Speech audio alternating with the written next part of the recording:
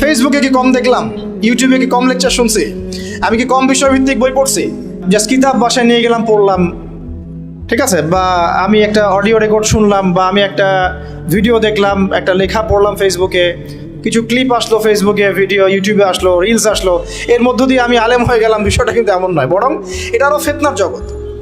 এটাতে উপকার থাকতে পারে কিছু, কিন্তু অপকার অনেক অনেক বেশি। এবং উপকার অপকার ধরার মতো যে হিকমা বা প্রজ্ঞা বা বাসিরা, এটাও আমাদের কিন্তু বেশিরভাগের নাই। তাই আমরা যদি ওই জগতে ইলম খুঁজতে যাই তাহলে একটা মারাত্মক ভুল করব, তখন আমি নেক্সট রোতে ধোকা খাইতে পারি।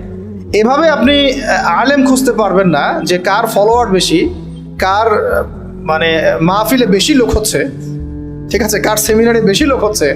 এটা আসলে হকার বাতিল বা সাহিবুল ইলম এবং কে সাহিবুল ইলম না, এটার মানদণ্ড নয়, ঠিক আছে। ইলম কার কাছে আছে এটা খুঁজতে হলে একটা সূত্র আমি বলে দিই, যেটা আমি ফলো করেছিলাম সারা জীবন, এবং আলহামদুলিল্লাহ আমি এখানে ভুল করি নাই, আল্লাহ পাক আমাকে ভুল করার নাই আলহামদুলিল্লাহ। সেটা হচ্ছে আমি অলওয়েজ দেখেছি যে সাধারণ মানুষ কার পিছনে ছোটে এটা আমি দেখিনি। আমরা দেখেছি সাধারণ মানুষ কার পিছনে ছোটে এটাকে আমরা গৌণ করেছি, বরং আমরা দেখেছি ওলামায়ে কেরাম কার পিছনে ছোটেন। বুঝতে পারলাম পার্থক্যটা? সাধারণ মানুষ কার পিছনে ছোটে এটা আমরা দেখিনি কখনোই, যেটা আপনারা দেখেন, অনেকেই দেখেন। আমরা দেখেছি ওলামায়ে কেরাম কার পিছনে ছোটেন। এটা যদি আপনি দেখতে পারেন, আপনি ইনশাআল্লাহ একেবারে সাহিবুল ইলম পর্যন্ত পৌঁছে যাবেন ইনশাআল্লাহ। বুঝতে পারছি? এটা এখন আপনার দায়িত্ব। আমি তো একটা দুইটা নাম বলে দিলে এটা আপনি বলবেন যে আমি তাকে পছন্দ করি না বা আমি তাকে হক মনে করি না। আমাদের তো আবার হক মনে করার মানদণ্ড অনেক রকম, অনেক সময় এটা আবার বিভিন্ন দলে দলে ভাগ হয়ে গেছে আর কি।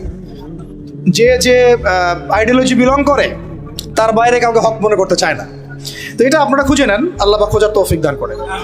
তো আমরা মূলনীতি জানলাম যে ইলম অর্জন করব এবং মুহাক্কিক বরেণ্য ওলামায়ে কেরামের সান্নিধ্যে এবং তাদের সহবতে। এখন তৃতীয় বিষয়টা লাগবে আমার একটা কনস্ট্রাকটিভ সিলেবাস। কি লাগবে?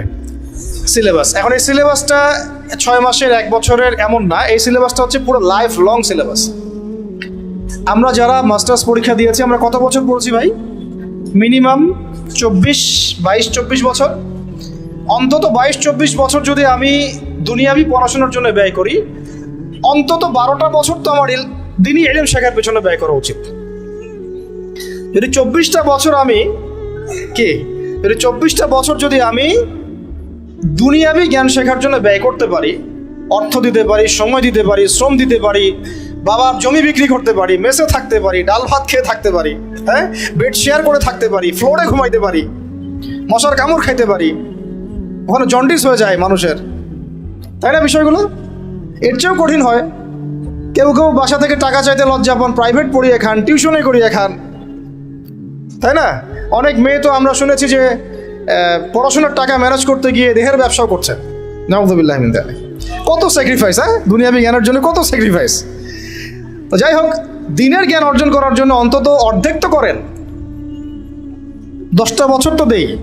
কারণ দিনের ইলম তো আসলে 10 বছরে অর্জন করা যাবে না, এটা তো স্টার্টিং হবে, এটা হবে শুধুমাত্র বিগিনিং অনলি। কারণ ইলম কাকে বলে এটা তো আমি আসলে বুঝাইতে পারতেছি না, আমি আসলে বুঝতেছি যেটা আমি আপনাকে বুঝাইতে পারতেছি না। মুসা আলাইহিস সালাম এত বড় একজন রাসূল যার উপরে তাওরাত নাজিল হয়েছে, তাই না? তিনি একদিন তো বলে ফেলেছিলেন যে আমার মনে হয় যে আমি সবচেয়ে বেশি জানি। তাকে প্রশ্ন করা হয়েছিল, আপনি কি সবচেয়ে জ্ঞানী মানুষ কিনা? আল্লাহ রাব্বুল আলামিন তো এই জায়গাটা ধরেছেন এবং খিদর আলাইহিস সালামের সন্ধান দিয়েছেন, না আমার একজন বান্দা আছে তোমার চেয়ে বেশি জানে। তখন তিনি তার সাথে দেখা করার জন্য সফর করেছেন।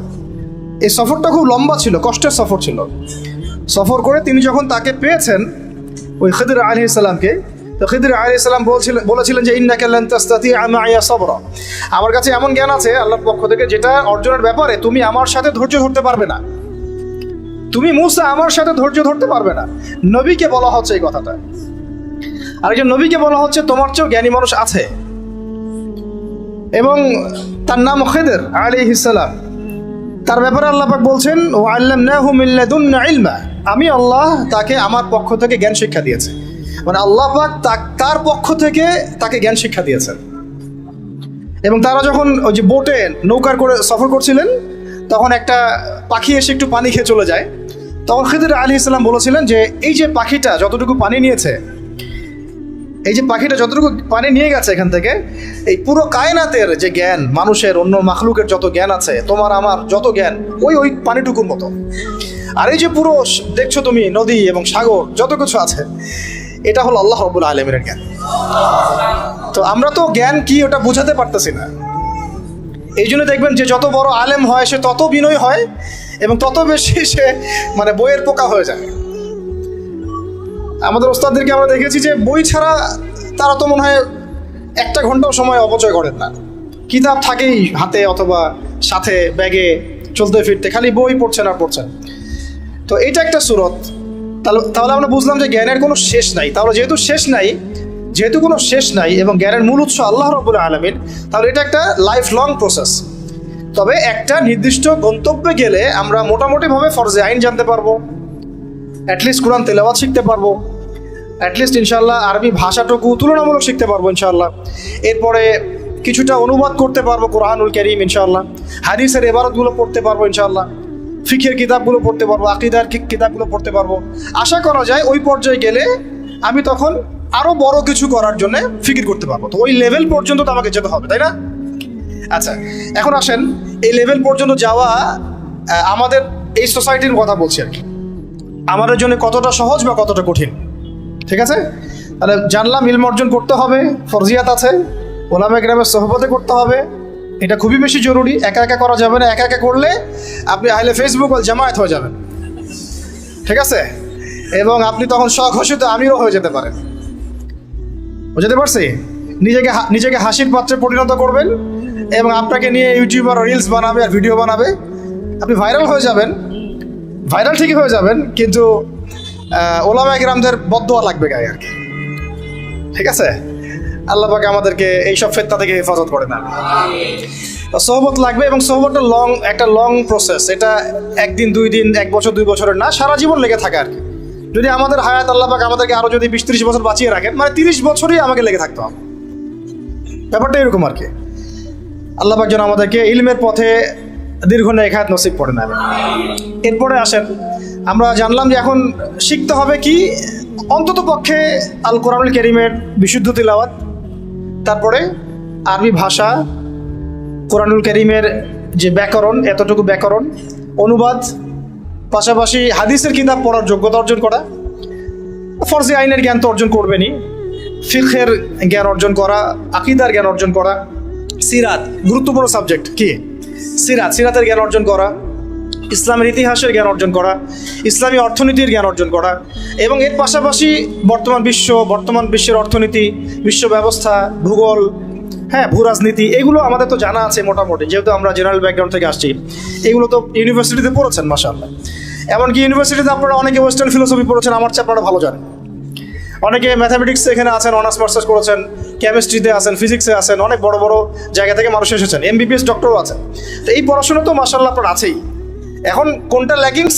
ইসলামিক বেসিক পড়াশোনার ল্যাকিংস আছে, তাই তো? এখন আমাদের সামনে দুটো রাস্তা। একটা হচ্ছে বাংলাদেশের শিক্ষা সিস্টেমটা আপনি দেখবেন 2 ভাগে বিভক্ত আর কি। একটা ভাগ হচ্ছে মাদ্রাসা শিক্ষা ব্যবস্থা, একটা হলো জেনারেল শিক্ষা ব্যবস্থা। এখন মাদ্রাসা শিক্ষা ব্যবস্থা তাদের মতো করে তারা সাজিয়ে নিয়েছেন এবং এটার মধ্যে মাশাআল্লাহ যা আছে তার বেশিরভাগই কি আমাদের সবার জন্য উপকারী। হয়তো মাদ্রাসা শিক্ষার কারিকুলামে জেনারেল শিক্ষার কিছু সাবজেক্ট নাই, যেমন ধরেন ফিজিক্স নাই বা সায়েন্সের বেসিক সায়েন্সগুলো নাই, ইংরেজি হয়তো সব জায়গায় বাধ্যতামূলক না, কিছু কিছু জায়গায় হয়তো আছে, তারপরে ভূরাজনৈতিক প্রেক্ষাপটগুলো নাই, ইকোনমিক্সের পড়াশোনাটা কম। মানে যে পড়াশোনাগুলো এখন ওয়ার্ল্ডকে ডিল করতে প্রয়োজন হচ্ছে, এগুলো কিছু কিছু ক্ষেত্রে কোনো কোনো মাদ্রাসায় নাই। আর যে মাদ্রাসাগুলো পুরোপুরি আধ্যাত্মিক, ঠিক আছে, ইলম এবং তাসাউফে পরিপূর্ণ, ওই মাদ্রাসাগুলোতে এই সাবজেক্টগুলোর প্রয়োজনও নাই। কারণ ওইটা যদি ওখানে ঢুকানো হয় তখন সেখানকার রুহানিয়াত নষ্ট হয়ে যাবে। এই সেন্সে ওগুলো এভাবে আছে, এটা পারফেক্ট আছে। হয়তো তারা যখন আলেম হয়ে যাবেন, দাওরা হাদিস পাশ করবেন, মানে ইফতা দিয়ে ফেলবেন, এরপরেও তারা চাইলে কিন্তু ইংরেজিতে একটা কোর্স করতে পারেন, ICTর কোর্স করতে পারেন, তাই না, কম্পিউটার সায়েন্সের কোর্স করতে পারেন। এভাবে তারা তাদের সেলফ স্কিল ডেভেলপমেন্ট করতে পারেন। তো ওইদিকে তাদেরকে আর কোনো রকম চাপ দেওয়ার সুযোগ নাই বা দেওয়ার দরকারও নেই, উচিত না। আমাদের দিকে আসেন, বাকি সাবজেক্ট আরেকটা ডিপার্টমেন্ট হচ্ছে জেনারেল ডিপার্টমেন্ট, তাই না? তো এখন আমাকে একটা প্রশ্ন উত্তর দেন যে মাদ্রাসা ব্যাকগ্রাউন্ডের স্টুডেন্টদের সংখ্যা বেশি না জেনারেল ব্যাকগ্রাউন্ডের স্টুডেন্টের সংখ্যা বেশি? আচ্ছা, কোনো জরিপ আছে আপনাদের কাছে কত পার্সেন্ট বেশি? কোন আইডিয়া আছে যে আমাদের মাদ্রাসা ব্যাকগ্রাউন্ডের স্টুডেন্ট সংখ্যা কত এবং জেনারেল ব্যাকগ্রাউন্ড স্টুডেন্টের সংখ্যা কত? জি, মোটামুটি কাছাকাছি গিয়েছেন আপনি। 25% আমাদের দেশে মাদ্রাসা ব্যাকগ্রাউন্ডের মানুষ আছে। কত পার্সেন্ট? 25%। 75% হচ্ছে আমাদের জেনারেল ব্যাকগ্রাউন্ডের মানুষ। কোন ব্যাকগ্রাউন্ডের? জেনারেল ব্যাকগ্রাউন্ড, মানে আপনারা যারা আমাদেরকে মানে ইংরেজি শিক্ষিত বলেন আর কি, তাই না? এটা হচ্ছে 75%। আরেকটা বিষয় নোটিস করেন, সেটা হচ্ছে বাংলাদেশের পলিটিক্স, বাংলাদেশের সংবিধান, বাংলাদেশের সংসদ সদস্য, এমপি মন্ত্রীরা, অর্থনীতির সিস্টেম, ব্যাংকার, ফাইন্যান্স যারা ডিল করেন, গার্মেন্টস সেক্টর যারা ডিল করেন, যারা সমাজের নেতৃত্ব দিচ্ছেন, ঠিক আছে, তারা সবাই তাদের দেখা যায় 98%ই জেনারেল ব্যাকগ্রাউন্ড থেকে আসছেন। ঠিক আছে? আচ্ছা, বাকি 25% মানুষ আমাদের মাদ্রাসা ব্যাকগ্রাউন্ডের সাথে সম্পৃক্ত, এখান থেকে ওলামা ইকরাম প্রডিউস হচ্ছেন, তারা আমাদেরকে নীতি, নৈতিকতা, দিন, ইসলাম এগুলো শিখাচ্ছেন। একটা জিনিস আমি খেয়াল করেন, যদি আপনি কোনো আলেমকে বলেন যে আপনারা হয়তো 10 জন আছেন, এখানে 10 জনের মধ্যে ধরেন যে 8 জন হচ্ছে আলেম বা মাদ্রাসা ব্যাকগ্রাউন্ডের, 2 জন হচ্ছে জেনারেল ব্যাকগ্রাউন্ডের, কখনোই 2 জন জেনারেল ব্যাকগ্রাউন্ডের কাউকে ওলামায়ে কেরাম ইমামতির দায়িত্ব দিবেন না। দিবেন কি? নামাজির ইমামতির দায়িত্ব দিবেন? কেন দিবেন না? কারণ তারা খুব ভালো করেই জানেন এটা অনেক সমস্যা হতে পারে, তিলাওয়াতে ভুল হতে পারে, অর্থ বিকৃত হয়ে যেতে পারে, বা তার চেয়ে অনেক যোগ্য ব্যক্তি সামনে আছেন, তাই তো? দেখেন, মসজিদের ইমামতির দায়িত্বের ক্ষেত্রে আমরা জেনারেল ব্যাকগ্রাউন্ডের মানুষকে কিন্তু অতটা প্রায়োরিটি দিব না। স্বাভাবিক, যত ভালোই তেলাওয়াত আপনি করেন না কেন, যত ভালোই আপনি মানে কোরআনের হিফজ করেন না কেন, দেখা যাবে যে না, সেখানে ওলামা ইকরামদেরকেই প্রাধান্য দেওয়া হবে। এটা দেওয়াই উচিত, এটাই স্বাভাবিক, এটাই হবে। কিন্তু আমার একটা প্রশ্ন আছে, মসজিদ, মাদ্রাসা, ওয়াজ মাহফিলের প্যান্ডেল, লেকচারের এই মানে ডায়াসগুলো, এই জায়গাগুলোতে দেখা যাচ্ছে আমরা জেনারেল ব্যাকগ্রাউন্ডের মানুষদেরকে অতটা প্রায়োরিটি দিচ্ছি না, সঙ্গত কারণেই দিচ্ছি না। কিন্তু আবার রাষ্ট্রের অনেক বড় বড় সেক্টর, যেগুলো রাষ্ট্রের সবচেয়ে বড় বড় department, for example medical sector, for example finance, garments sector, economic sector, এবং সবচেয়ে বড় কথা হচ্ছে শিক্ষা সিস্টেম, শিক্ষা কমিশন, এমপি মিনিস্টার্স এবং পার্লামেন্ট, এই সমস্ত সেক্টরে আমরা জেনারেলদের হাতে দায়িত্ব দিয়ে নিশ্চিন্তে ঘুমাচ্ছি, তাই না বিষয়টা? অথচ রাষ্ট্রের এটা হচ্ছে 80% সেক্টর। তাহলে এখানে আমার একটা প্রশ্ন হচ্ছে যে কেন আমরা দিন শিখে ওই সব সেক্টরগুলোতে যাব না? আর যদি এই সেক্টরগুলো জেনারেল ভাইদেরকে ডিল করতে হয়, তাহলে কেন তাদেরকে দিন শেখাবো না? আমার কোশ্চেন আর কি।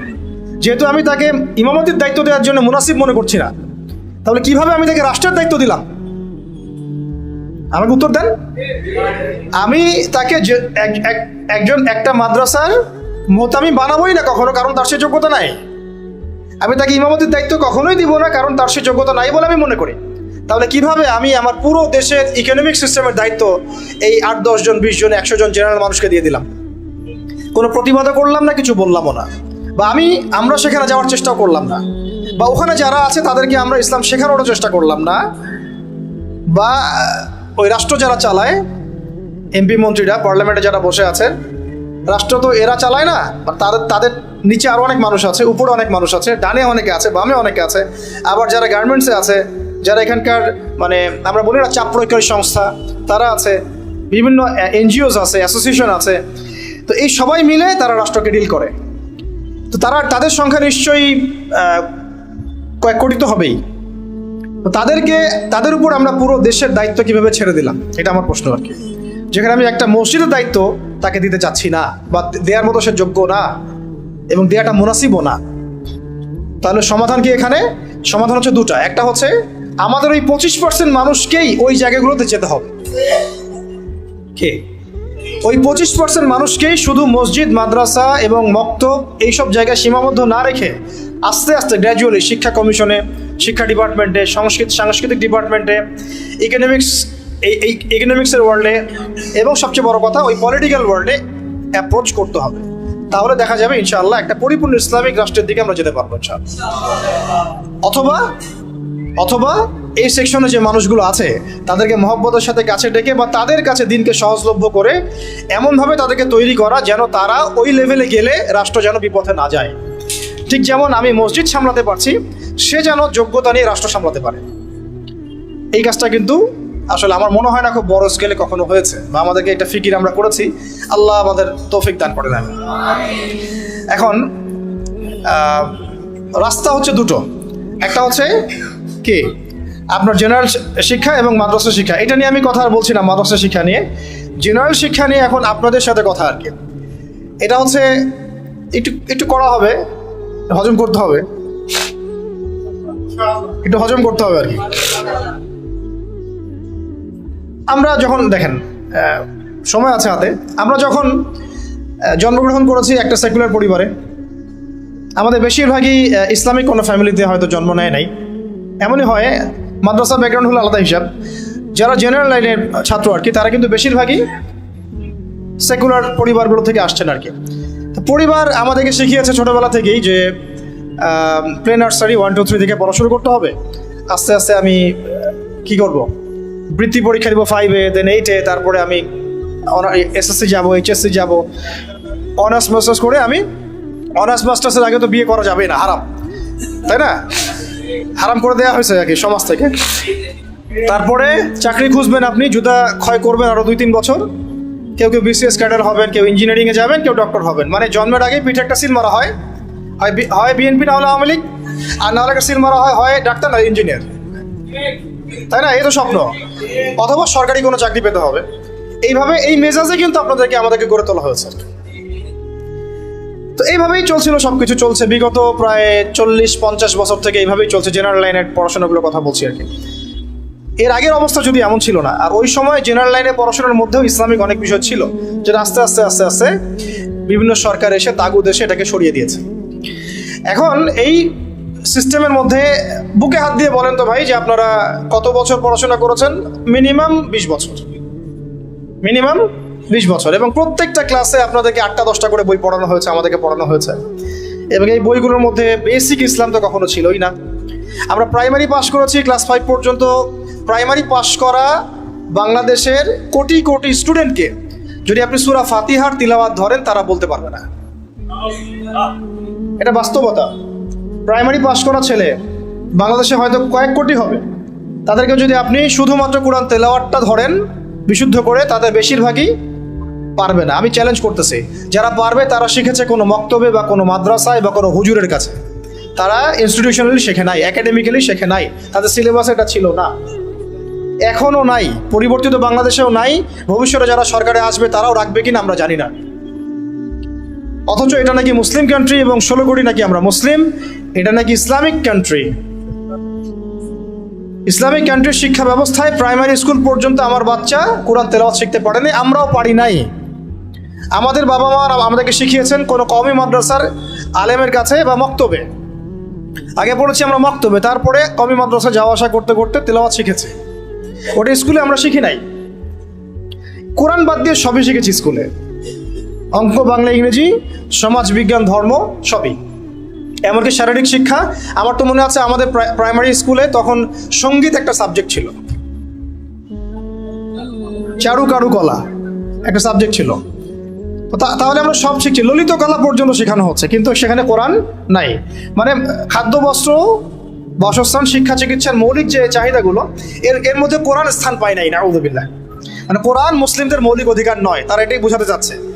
তা আমি বললাম না শুরুতে যে এই রাষ্ট্র শুধু পলিটিক্যালি সেকুলার রাষ্ট্র নয়, বরং এটা এডুকেশনালিও এটা একটা সেকুলার রাষ্ট্র, ইকোনমিক্যালি এটা একটা সেকুলার রাষ্ট্র। শুধুমাত্র পলিটিক্যালি এটা একটা সেকুলার রাষ্ট্র নয়, শিক্ষা ব্যবস্থায়ও এটা সেকুলার। আচ্ছা, এরপরে আপনি যদি এই প্রাইমারি স্কুলের সমস্ত শিক্ষকদেরকেও বসান, দেখবেন শিক্ষকরা পর্যন্ত কোরআন তেলাওয়াত করতে পারছে না, বেশিরভাগে তারা জাতির শিক্ষক। হাই স্কুলে চলে যান, আমরা হাই স্কুলে পড়েছি না ভাই, মিনিমাম 8টা বই তো ছিল কাঁধে। ওই ছোটোবেলায় ব্যাগটা ঘরে ধরিয়ে দেওয়া হতো, 8টা-10টা বই, তারপরে খাতা থাকতো, ডায়েরি থাকতো। কোরআন থাকতো কি বলেন? কায়দাটাও কি ছিল? আম্মা পাড়াও কখনো ছিল? একটা ধর্ম বই ছিল, ইসলাম ধর্ম। পরে রেজিম এসে ওটাকে দিয়েছিল ইসলাম ও নৈতিক শিক্ষা। তার কাছে মনে হচ্ছিল যে ইসলাম নৈতিক না, নৈতিক যোগ করতে হবে, নাউযুবিল্লাহি মিন যালিক। সে নৈতিক শব্দ যোগ করেছিল আর কি, মনে আছে কিনা ভুলে গেছেন?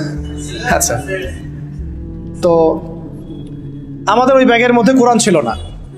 এখন ছিল না তার মানে দেখেন, ক্লাস 6 থেকে, প্রাইমারি শেষ, ক্লাস 6 থেকে নিয়ে 10 পর্যন্ত আপনি কি এই 5-6 বছরে 6টা সূরা মুখস্থ করছেন কিনা বলেন? স্কুলে হাই স্কুলে করেছেন না? আর বাকি কি কি সাবজেক্ট পড়েছি এটা তো আপনারা জানেন। ফিজিক্স, কেমিস্ট্রি, বায়োলজি ওখানে অ্যাড হয়ে গেছে। পর্যায় সারণী আমাদের ভাইদের মুখস্থ, hydrogen, helium, lithium, beryllium, boron, carbon, nitrogen, আর কি রে, ফ্লোরিন, নিয়ম, হ্যাঁ ভুলে গেছি আমি। এটা মুখস্থ ছিল আমারও। পদার্থবিজ্ঞানের যে আপনার কি সূত্রগুলো আছে একেবারে E=mc² পর্যন্ত সব মুখস্থ আমাদের। হায়ার ম্যাথ, কঠিন সাবজেক্ট ছিল না, হায়ার ম্যাথের সব সূত্র আমাদের মুখস্থ। ত্রিকোণমিতি, পরিমিতি সব গিলা শেষ। এদিকে বাংলা বই খুললে দেখা যায় বঙ্কিমচন্দ্র, শরৎচন্দ্র, হ্যাঁ তারপরে আরো কত চন্দ্র, সব চন্দ্রই। আপনারা পড়েন না এগুলা? সবাই পড়ছেন, এটা তো হাসার বিষয় না, সবাই পড়ছি। এখন আমাদের ছেলেমেয়েরা পড়তেছে। চেঞ্জ হয়েছে নাকি এগুলা? এখানে আমাদের সময় তো একটা গদ্য ছিল মহানবী, ওইটাও পরে উঠাই দেওয়া হলো। ছিল কবিতা ওমরে ফারুক, কাজী নজরুল ইসলামের, ওইটা উঠাই দেওয়া হলো। মাইনাস করতে করতে করতে করতে একেবারে প্রথমে দেখেন রাজনৈতিক পশ্চিমা মতাদর্শ ঢুকিয়ে দিয়েছে, মানে দেশ থেকে রাজনৈতিক অবস্থান থেকে ইসলাম মাইনাস। তারপরে অর্থনীতির মধ্যে সুদ ঢুকাই দিল, অর্থনীতির মধ্যে থেকে ইসলাম মাইনাস। তারপরে সংস্কৃতির মধ্যে দিয়ে দিল যে বিজাতীয় সংস্কৃতি, ভারতীয় সংস্কৃতি, পশ্চিমা সংস্কৃতি, সংস্কৃতির মধ্যে থেকে ইসলাম মাইনাস। এরপরে শিক্ষায় হাত দিল, শিক্ষায় হাত দিয়ে আস্তে আস্তে মাইনাস করতে করতে করতে এখন শরীফ থেকে শরীফা এই জায়গায় নিয়ে আসছে আর কি আপনাদেরকে, আমাদেরকে। এই হলো শিক্ষা ব্যবস্থা কোন দেশের? যে দেশের 90% মানুষ নাকি মুসলিম বাই বার্থ। আমরা ইসলাম মানে মুসলিম পরিবারে জন্মগ্রহণ করতে পেরেছি। তো তাহলে ইসলামের হালতটা আমরা বোঝার চেষ্টা করি, কি অবস্থা চলছে। মানে আমরা তো অনেক সময় মনে করি, এটা একটু বোঝেন, আমরা অনেক সময় মনে করি কি যে আমি, আমার এই ভাই, ওই ভাই, ওই ভাই, আমরা একটা কমিউনিটির মধ্যে আছি, পুরো দেশটাই মনে হয় আমাদের মতো। আসলে এই ক্যাপটিভ ওয়ার্ল্ড থেকে বের হয়ে যখন আপনি সামাজিকভাবে ডিল করতে যাবেন, দেখবেন সমাজে রন্ধ্রে রন্ধ্রে জাহিলিয়াতগুলো ঢুকে আছে। আমার ঘর থেকে বাইরে বের হন, তারপর দেখেন সমাজটা কেমন। মসজিদ থেকে বাইরে বের হন, দেখেন সমাজটা কেমন। আপনি বড় বড় কর্পোরেট ওয়ার্ল্ডগুলোতে ঢুকে দেখেন কি পরিমাণ খেয়ানত আর দুর্নীতি। পলিটিক্যাল জগতে ঢুকেন, তাহলে বুঝবেন যে মানুষ কত পারে, কত জালেম হইতে পারে। প্রশাসনের মধ্যে ঢুকেন, তাহলে বুঝবেন কিভাবে মানুষ এত বড় বড় হতে পারে। তো আমাদেরকে ক্যাপটিভ চিন্তা থেকে বের হতে হবে। আল্লাহ পাক আমাদেরকে তৌফিক দান করেন। এটা আপনারা পারবেন, বিকজ আপনারা এই ওয়ার্ল্ডগুলো ডিল করেন।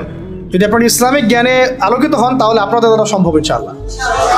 তা আমরা দোয়া করি আল্লাহ পাক যেন তৌফিক দান করেন। তো এটা গেল হাই স্কুল।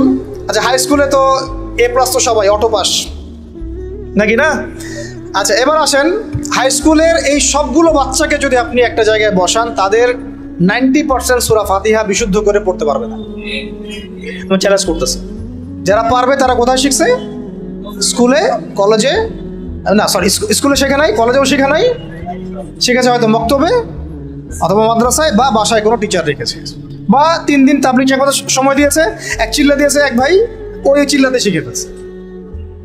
স্কুল তাকে শেখাতে পারে নাই, ব্যর্থ, পুরো সিস্টেমই ব্যর্থ। এবার এই হাই স্কুলের সব টিচারদেরকে বসান একটা জায়গায়, তাদেরকে বলেন, স্যার ম্যাডামদেরকে, যে sir madam please kindly recite only সূরাতুল ফাতিহা ফ্রম দ্য গ্লোরিয়াস কোরআন। এতটুকু বলেন যে ভাই, স্যার বা ম্যাডাম, আপনি শুধু কোরআন থেকে সূরাতুল ফাতিহাটা আমাদেরকে বিশুদ্ধ করে তেলাওয়াত করে শোনান। দেখেন আপনি 80% টিচার পারে কিনা। আই ডোন্ট থিঙ্ক সো, আমি মনে করি না তারা পারবে, এবং আমি এটা হলফ করে বলতে পারি পারবে না ইনশাআল্লাহ। এরপর আরও উঁচুতে যান, এরপর কোথায় ভর্তি হয়েছেন? কলেজে HSC দিবেন। তো HSC পর্যায় পর্যন্ত এই সব ছেলে মেয়েদেরকে বসান। এই সব ছেলে মেয়েরা HSCর পরে, মানে SSCর পরে তাদের তো দুটো হাতের জায়গায় 4টা পাখা গজায় যায়। তখন তারা দেখবেন যে দেদারসে ফ্রি মিক্সিং, দেদারসে জেনা, দেদারসে মাদক, দেদারসে মারামারি, দেদারসে পলিটিক্স, সবই করতেছে, শুধুমাত্র ইসলামিক জ্ঞান অন্বেষণ করা বাদ দিয়ে। ইল্লা মাশাআল্লাহ কিছু ভাইকে আল্লাহ হয়তো হেদায়েত দেন, তারা ফিরে আসেন। ওই টিচারদেরকেও বসান, সেম রেজাল্ট পাবেন আপনি। তারপরে অনার্স লেভেলে যান, সেম রেজাল্ট পাবেন, আমি বলে দিলাম আল্লাহি সেম রেজাল্ট পাবেন। এরপর আপনি চলে যান মাস্টার্স লেভেলে, একদম সেম রেজাল্ট পাবেন। তাহলে এই যে 20 থেকে 22 বছর, সময় শর্ত আমি শর্ট করলাম, আর অনেক কথা ছিল বলতে চাইছিলাম।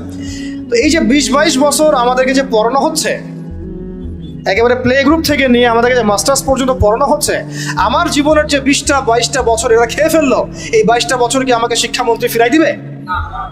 এই 22টা বছর কি আমাকে শিক্ষা কমিশন ফিরাতে পারবে? এই 22টা বছর কি আমাদের এই এমপি মন্ত্রীরা আমার 22 বছর, আপনার 22, পুরো 16 কোটি মানুষের মধ্যে 5-6 কোটি তো স্টুডেন্ট ছিল, সবার জীবন থেকে 20টা করে বছর তারা খেয়ে ফেলছে। তাহলে এক অনন্ত মহাকাল তারা খেয়ে ফেললো, এবং সেই সময়গুলোর মধ্যে তারা আমাদেরকে কোরআন শিখতে দিল না, আরবি ভাষাও শিখতে পারলাম না, কোরআনের তাফসীর তো দূরের কথা, অনুবাদও শিখতে পারলাম না, নাহু সরফের বেসিক জ্ঞান শিখতে পারলাম না, হাদিস তো এবারত দেওয়া তো বহু দূরের কথা, হাদিসের মানে জাস্ট রিডিং পড়াটুকু আমি শিখতে পারলাম না। আকিদার কোনো দার্স হলো না, সিরাত শেখা হলো না, ফিকহ তো শেখাই হলো না, উসুল তো বহুত দূর কি বাত। তাহলে যে বেসিক সাবজেক্টগুলো সেগুলো আমরা শিখতে পারলাম না। অথচ এই বেসিক সাবজেক্টগুলো না শিখলে কেউ আলেম হওয়া তো বহু দূরের কথা, সে তালেবে ইলম হইতে পারবে না।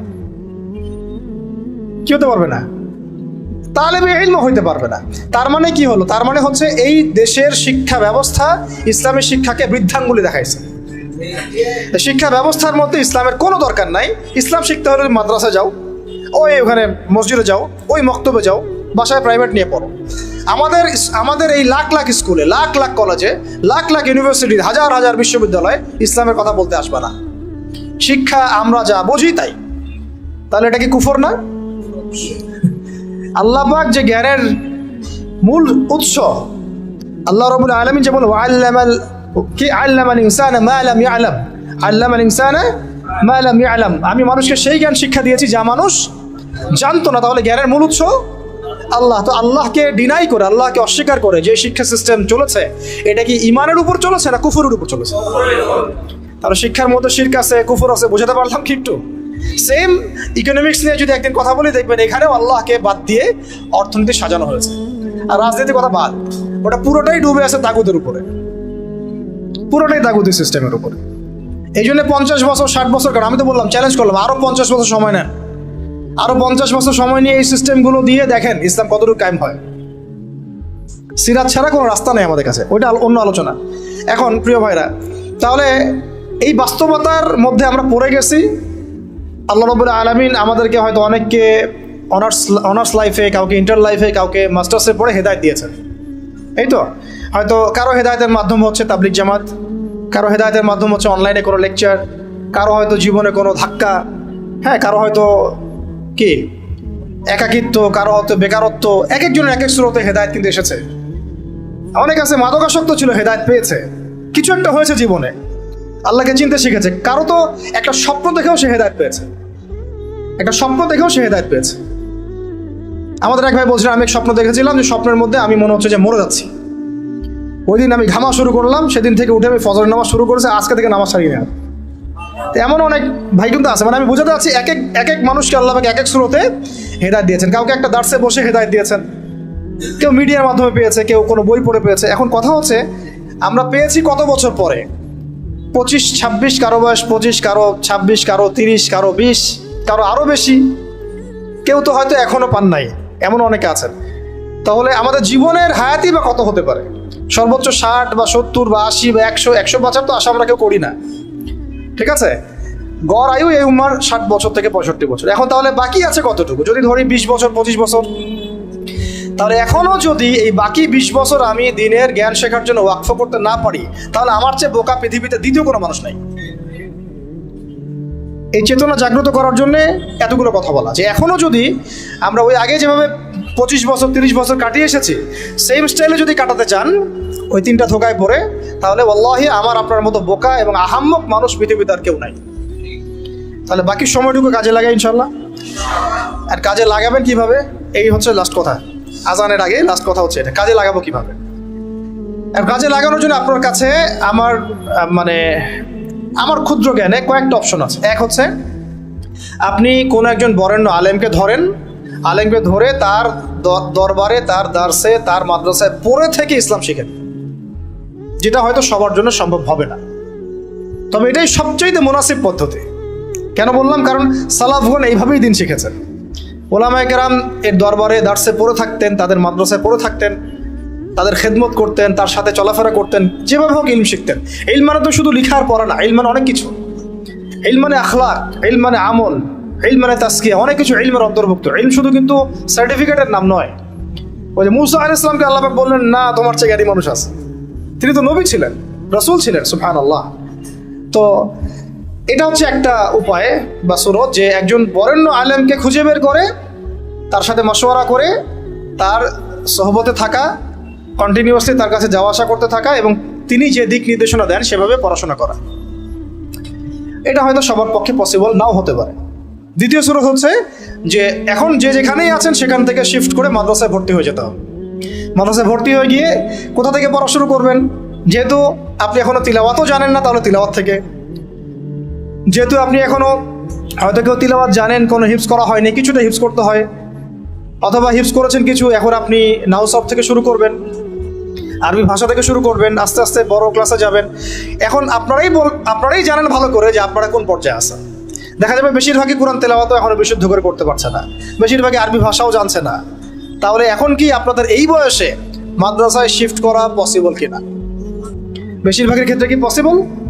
দেখা যাবে হয়তো 5%, 10% পারবেন, বাকিরা কিন্তু পারবেন না। তাহলে তাদের কি সুরত?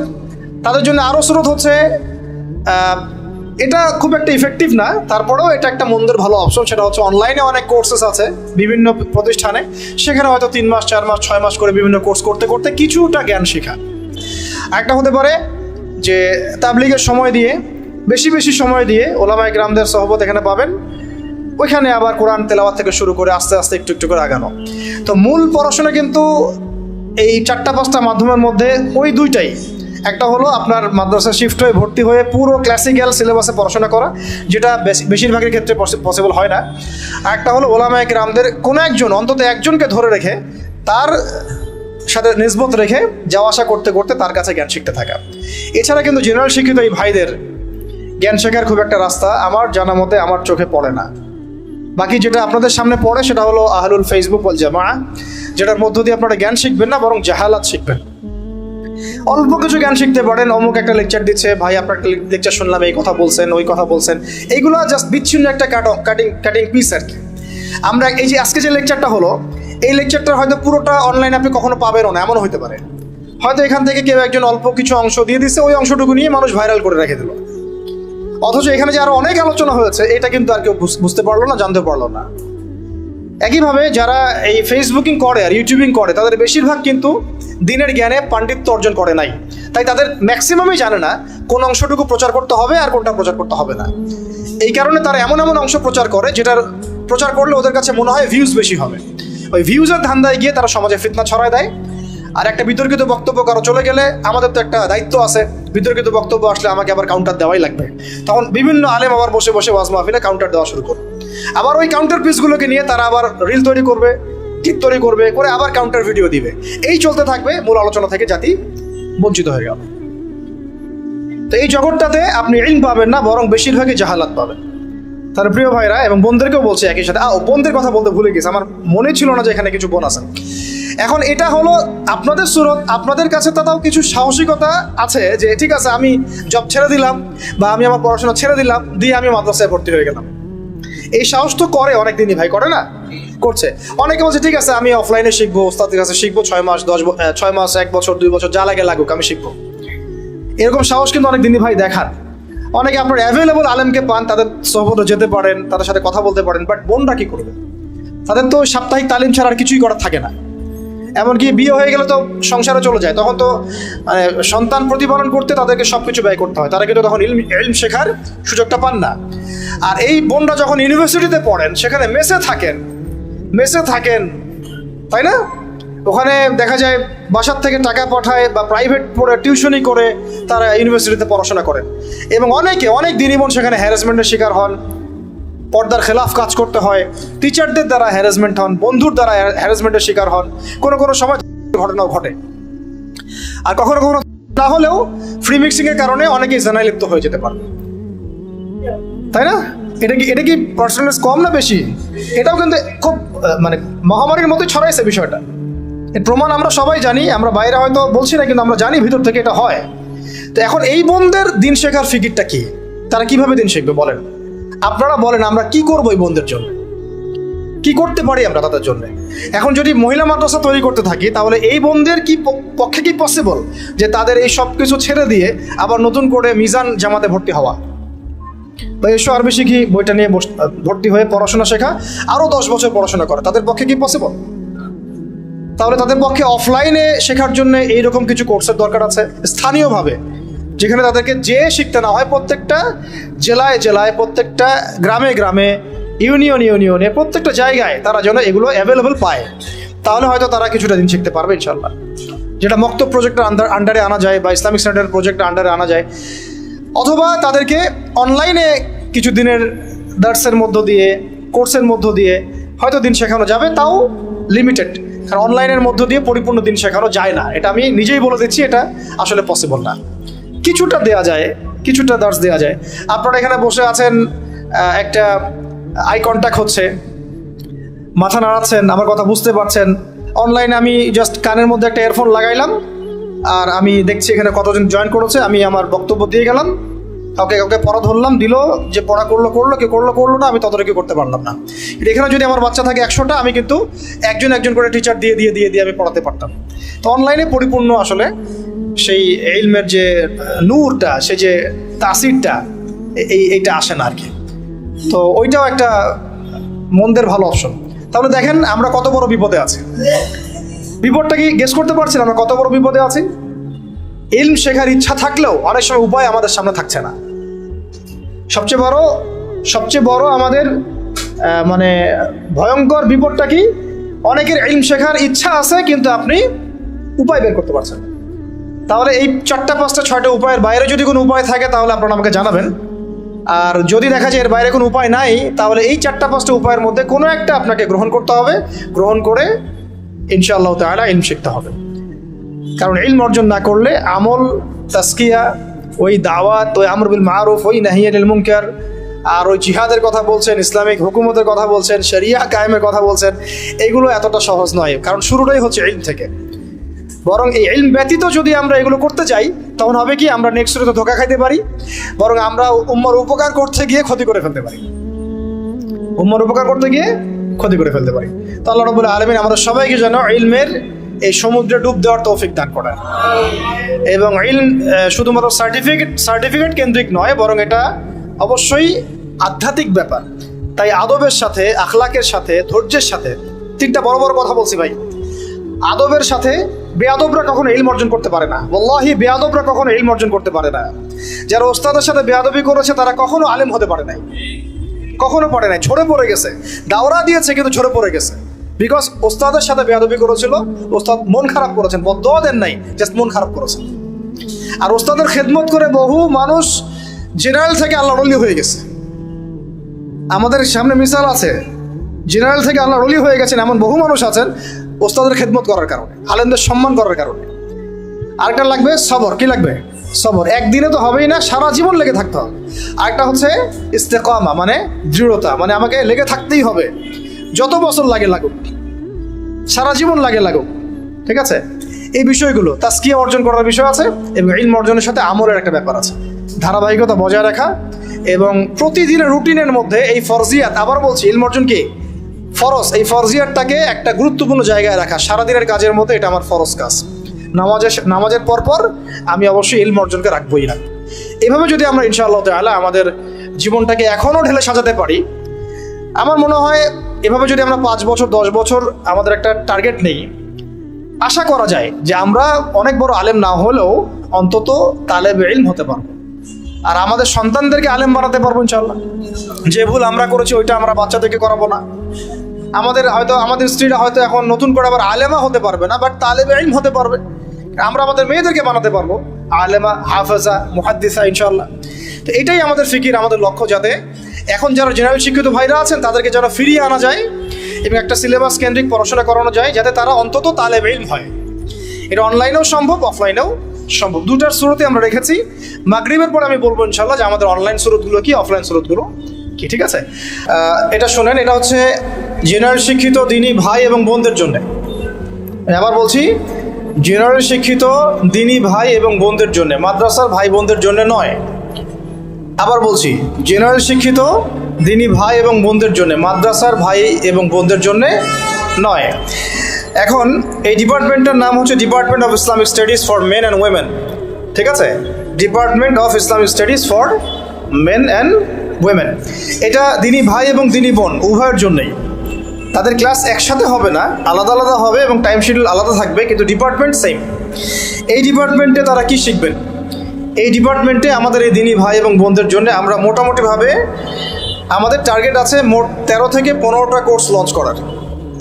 আপাতত আমরা কয়েকটা লঞ্চ করেছি, কিন্তু টার্গেট আছে প্রায় 13 থেকে 15টা কোর্স লঞ্চ করার, যতগুলো আপনাদের প্রয়োজন। তো প্রাথমিকভাবে আমরা তাদেরকে শেখাবো পবিত্র কোরআনুল কারীমের বিশুদ্ধ তিলাওয়াত। এক নম্বর কি? পবিত্র কোরআনুল কারীমের বিশুদ্ধ তিলাওয়াত, আগে তিলাওয়াত সহি করা। এই ডিপার্টমেন্টে আমরা এখন ওপেন ভর্তি নিচ্ছি। আমাদের দিনী ভাই এবং বোনরা যারা ভর্তি হতে চান দ্রুত ভর্তি হয়ে যান। বলছি আমি এখন যেগুলো বলছি আমি সবগুলোই অফলাইন। এই যে রওজাতুল আতফালের কথা বললাম, আবার এই ডিপার্টমেন্টের কথা বললাম, এগুলো সব এখানে ক্লাস হবে ইনশাআল্লাহ। এটা অনলাইনে কথা বলছি না, অনলাইনের সেকশন আমাদের আলাদা আছে। এটা হচ্ছে ঢাকার দিনী ভাই এবং বোনদের জন্য আর কি, ঢাকার দিনী ভাই ও বোনদের জন্যে। আমি আবার বলছি, ঢাকাস্থ জেনারেল শিক্ষিত দিনী ভাই এবং দিনী বোনদের জন্য অফলাইন কোর্স। এই অফলাইন কোর্সগুলোর সংখ্যা প্রায় 13 থেকে 15টা হবে। আমরা আপাতত কয়েকটা লঞ্চ করেছি। এই ডিপার্টমেন্টের নাম দিয়েছি আমরা department of Islamic studies for men and women. আমি আবার বলছি, department of Islamic studies for men and women. এখানে প্রাথমিকভাবে আমরা শেখাচ্ছি প্রথমে পবিত্র কোরআনুল কারীমের বিশুদ্ধ তিলাওয়াত শিক্ষা। এটা এক নাম্বার। যারা আমরা কোরআনুল কারীম তিলাওয়াত করতে পারি না তাদের জন্য এই কোর্সটা কাদের জন্য? যারা তিলাওয়াত করতে একেবারেই পারি না, বা আমার মানে আশঙ্কা হয় যে আমারটা সহি হচ্ছে কি না, কনফিউশন আছে, অনেক দিন আগে শিখেছিলাম, এখন পড়তে গেলে আটকে যাই, উচ্চারণ আসে না, আবার শিখতে চাই। এই ভাইদের জন্য, এই বোনদের জন্য এটা হতে পারে একটা আদর্শ কোর্স ইনশাআল্লাহ। সময় লাগতে পারে 3 মাস, 6 মাস, 1 বছর। আমি এখানে কোনো টাইম লিমিটেশন দিতে পারবো না যে আপনাকে 3 মাসেই শেখাবো, পসিবল না। 1 বছরের বেশিও লাগতে পারে। এটা ডিপেন্ড করবে আপনার মেরিটের উপরে, আপনার সবরের উপরে, আপনার মেহনতের উপরে, লেগে থাকার উপরে এবং ধারাবাহিকতার উপরে। আমি কি বুঝতে পারছি ভাই? ঠিক আছে। এটার ভর্তি কিছু ফিজ আছে, মাসিক কিছু ফিজ আছে, এটা আপনারা পরে আমাদের অফিসে আসলে জানতে পারবেন। দ্বিতীয় কোর্সটা হচ্ছে নাজেরা কোর্স। কি কোর্স? নাজেরা কোর্স। নাজেরা কোর্স বলতে বোঝাচ্ছি যে আপনি 30 পারা কোরআন এখানে পড়বেন। এখানে অর্থ শিখবেন না কোরআনের, এই কোর্সে অর্থ শিখবেন না, 30 পারা কোরআন রিডিং পড়বেন। অনেক সময় হয় না যে আমরা কোরআন খতম দিতে চাই কিন্তু হয়ে ওঠে না, বাসায় পড়া হয় না। ওই রমজান মাসে হয়তো একটু পড়া হয়, তারপরে আবার রেখে দেওয়া হয়। অনেকে দেখা যায় তিলাওয়াত, বিশুদ্ধ তিলাওয়াত শিক্ষা কোর্সটা করার পরে কিছু সূরা হয়তো পড়ে আবার পুরো কোরআনটা রেখে দেন। পুরো কোরআনটা কিন্তু খতম দেওয়া হয় না। তো এই যে খতমুল কোরআন খতম দেওয়ার যে নাজেরা কোর্স, এটা হচ্ছে কোর্স নাম্বার 2। কোর্স নাম্বার কত? 2। এই কোর্সটা কাদের জন্যে? যারা কোরআন তেলাওয়াত করতে পারেন তাদের জন্য। যারা কোরআন তেলাওয়াত করতে পারেন তারা এখানে নাজেরা কোর্সে ভর্তি হতে পারেন। পুরো কোরআনটার অর্থ না, পুরো কোরআনটা আপনারা তাজবিদ সহকারে ওস্তাদের সাথে রিডিং পড়বেন, বিশুদ্ধতার সাথে তিলাওয়াত করবেন। এতে করে কোরআন খতম দেওয়া হবে ইনশাআল্লাহ। এটা হতে পারে যে আপনারা যারা কোরআন তেলাওয়াত করতে পারেন না তারা প্রথমে কোরআন তেলাওয়াত কোর্সে ভর্তি হলেন, তারপরে আবার শেষ করে এই কোর্সেও চলে আসলেন। এটা হতে পারে, এটা একটা স্রোত হতে পারে যে আপনারা প্রথমে কোরআন তেলাওয়াতটা শিখলেন, তারপরে নাজেরা কোর্সে আসলেন। এটা হতে পারে। তো এটাও দিনী ভাই দিনী বোন সকলের জন্য উন্মুক্ত। দিনী বোনদের জন্যে আমি বলে রাখছি যে দিনী বোনদের জন্যে এখানে পুরো মহিলা ওস্তাদদেরকে দিয়ে পড়ানো হবে। এখানে ছেলে মেয়েদের কোনো ফ্রি মিক্সিংয়ের কোনো সুযোগই নাই, এবং পুরুষ টিচার মেয়েদেরকে পড়াবে এমনও সুযোগ নাই। মেয়ে টিচাররাই মেয়েদেরকে পড়াবে ইনশাআল্লাহ, আর পুরুষ টিচাররাই পুরুষদেরকে পড়াবে ইনশাআল্লাহ। ঠিক আছে? এবং তাদের শিফটিং আলাদা, তাদের টাইম আলাদা, শিডিউল আলাদা, ডেটও আলাদা। আল্লাহ পাক আমাদেরকে সহজ করে দেন, আমিন। 3 নম্বরটা হচ্ছে, এটাও বোথ মেল অ্যান্ড ফিমেল, সেটা হচ্ছে হিফজুল কোরআন। যে ভাইরা চান আমি কোরআন হিফজ করব, এই ভাইদের জন্যে এবং এই বোনদের জন্যে এটা কোর্স। আপনি যদি চান যে আমি কোরআন হাফেজ হব, এখানে হিফজুল কোরআন ডিপার্টমেন্টে ভর্তি হতে পারেন ইনশাআল্লাহ তাআলা। আপনি সময় লাগতে পারে 2 বছর 3 বছর 4 বছরও লাগতে পারে। আবার এমনও ভাই আছেন যে 9 মাসে হিফজ করে ফেলছেন। এটা আপনার ডিপেন্ড করে, ডিফার করে আপনার মেরিটের উপরে এবং আল্লাহ পাকের দেয়া তৌফিকের উপরে। তো এটা একটা ডিপার্টমেন্ট, যারা চান যে আমি কোরআন হিফজ করব তারা এই ডিপার্টমেন্টে ভর্তি হতে পারেন। আল্লাহ পাক সহজ করে দেন। আমি নিজেও একটা নিয়াত করছি যে আমি এখানে ভর্তি হব আর কি। ওস্তাজদের সহবতে থেকে আমিও চেষ্টা করবো একটু হিফজ করার ইনশাআল্লাহ। অনেক হিফজ ছিল, কিছু এখনও আছে, কিন্তু পুরো 30 পড়া এখনও হয় নাই। তো যদি একটা চাপের মধ্যে থাকা হয় তাহলে কিন্তু পড়া হয়, চাপে না থাকা হলে আসলে কিন্তু পড়া হয় না।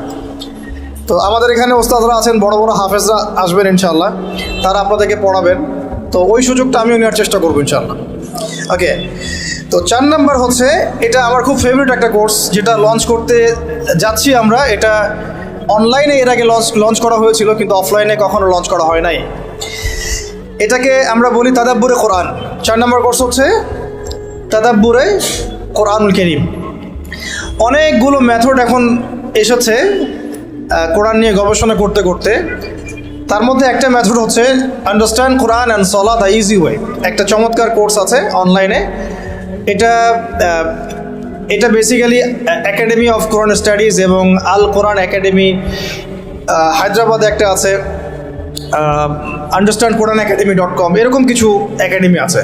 পাশাপাশি অনলাইনে আরও অনেক রিসোর্স আছে যেগুলো দিয়ে গবেষণা করে একটা মেথড বের করা হয়েছে।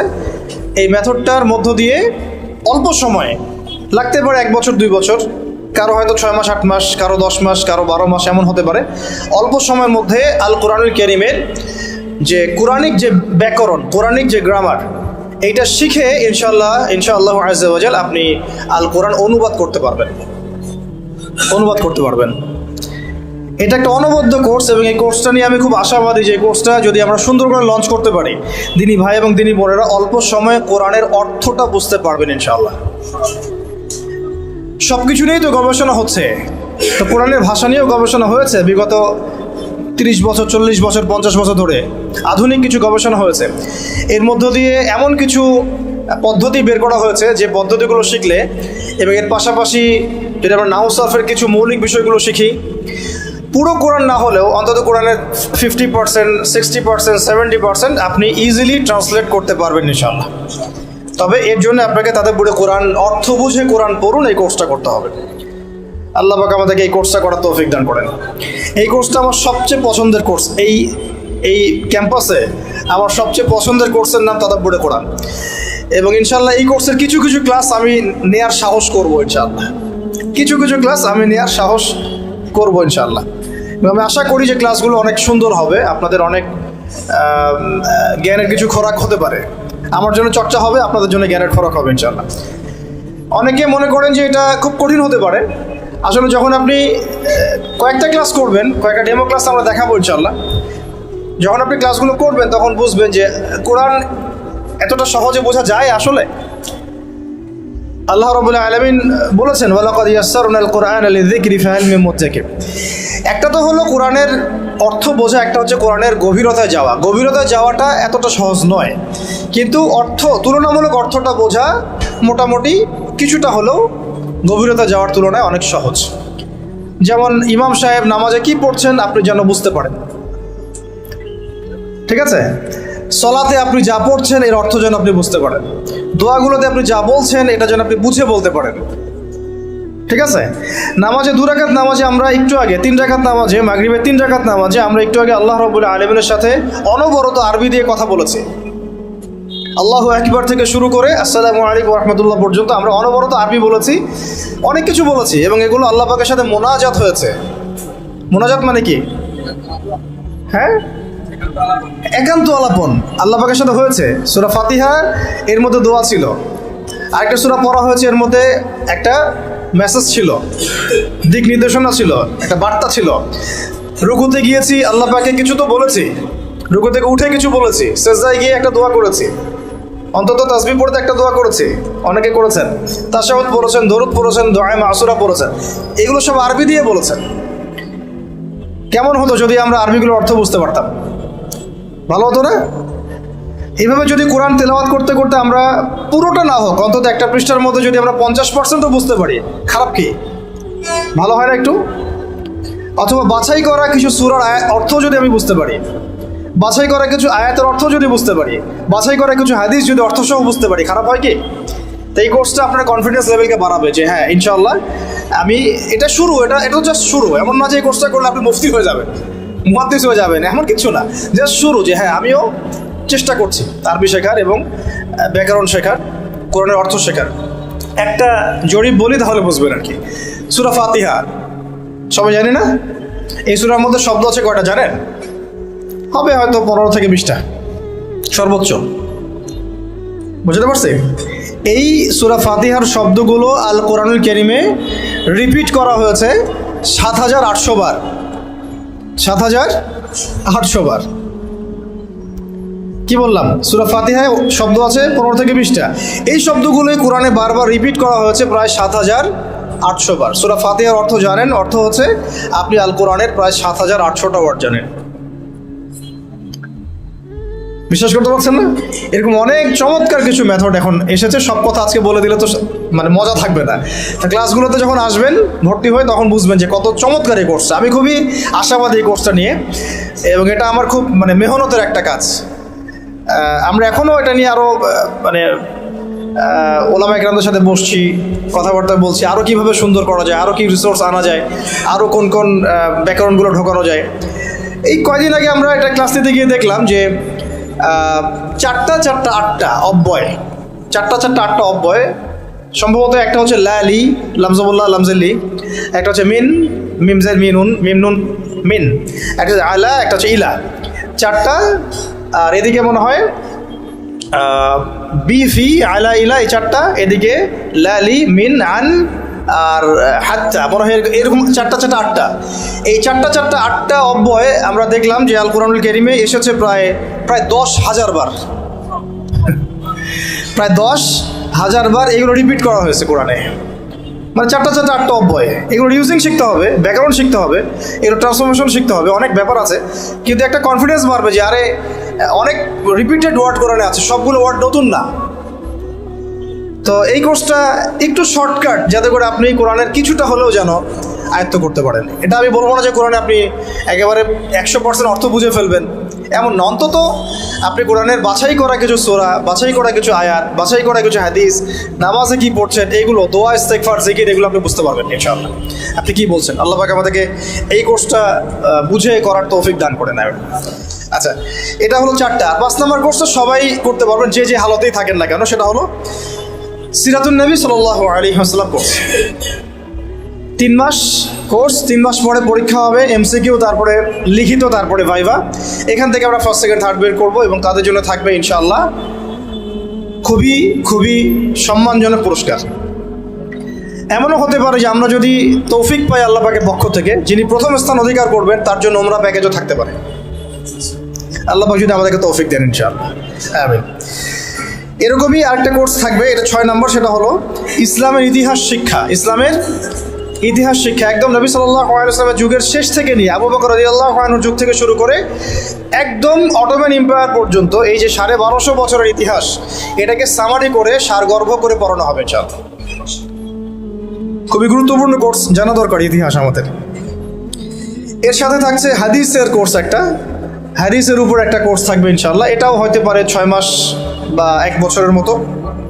8 নম্বর একটা বিশুদ্ধ আকীদার কোর্স আমরা চালু করতে যাচ্ছি ইনশাআল্লাহ, যেটা আমাদের ওস্তাদ বলেছিলেন যে সবচেয়ে জরুরি হচ্ছে আপনাদের আকীদার বিষয়গুলো ঠিক করা।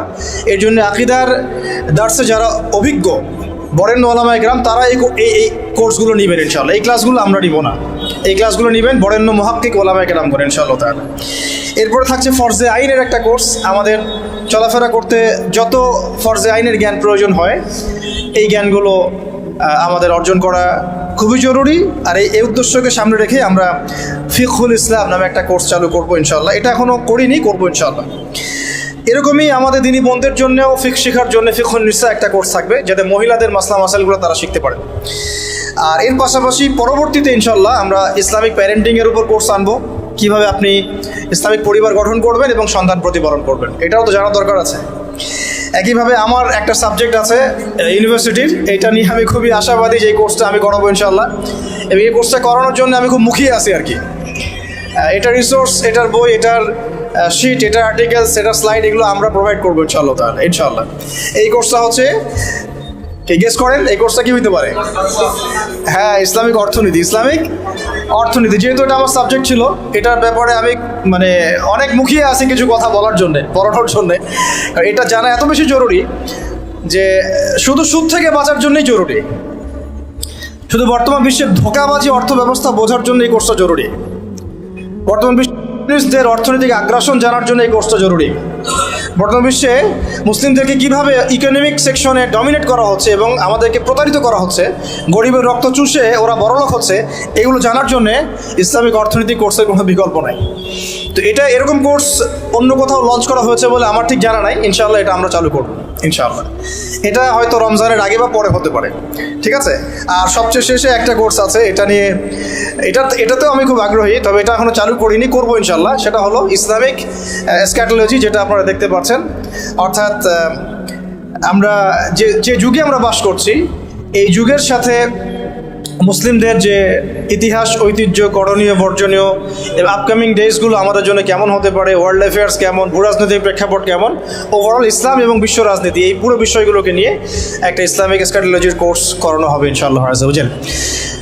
ওখানে আখিরুজ্জামানের বিষয়গুলো থাকবে আশা করছি ইনশাআল্লাহ। তো এগুলো পরবর্তী পরিকল্পনা। তো আপাতত আমাদের দিনী ভাই এবং বোনদের জন্যে প্রথমত 5টা থেকে 6টা কোর্স আপনারা এখনই পাচ্ছেন আলহামদুলিল্লাহ। একটা হলো তিলাওয়াত, দ্বিতীয়টা হচ্ছে নাজরা, 3 নম্বর হচ্ছে হিপস প্রোগ্রাম, 4 নম্বর তাদাব্বুরে কোরআন, 5 নম্বর সিরাতুন নবী সাল্লাল্লাহু আলাইহি ওয়াসাল্লাম।